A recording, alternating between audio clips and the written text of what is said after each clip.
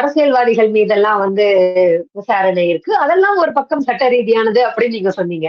ஆனா, அமலாக்கத்துறை வந்து பெரும்பாலான விசாரணை சம்மன் இருக்கட்டும், பெரும்பாலான விசாரணை எதிர்க்கட்சிக்காரர்கள் மீது மட்டுமே இருக்கு அப்படிங்கிறது தெரிய வருது. அப்போ இது எந்த விதத்தில் சட்ட ரீதியானதாக இருக்கும் அப்படின்னு ஒரு கேள்வி இருக்கு. அதனால உங்களுடைய கேள்வி அப்படிங்கிறதே வந்து அதில் வந்து இல்ல நம்ம இனிமே வந்து மக்களுக்கு சொல்ல வேண்டியது அமலாக்கத்துறை சட்ட ரீதியாக செயல்படவில்லை.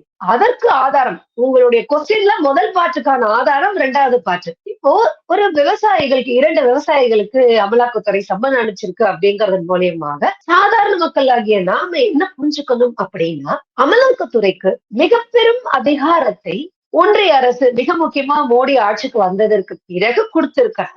அந்த கட்டுப்பாடற்ற அதிகாரம் அப்படிங்கிறது அரசியலில் இருப்பவர்களுக்கு மட்டுமல்ல, சாதாரண மக்களுக்கும் எதிராக திரும்பக்கூடும் அப்படிங்கிறத வந்து மக்கள் புரிஞ்சுக்கணும்.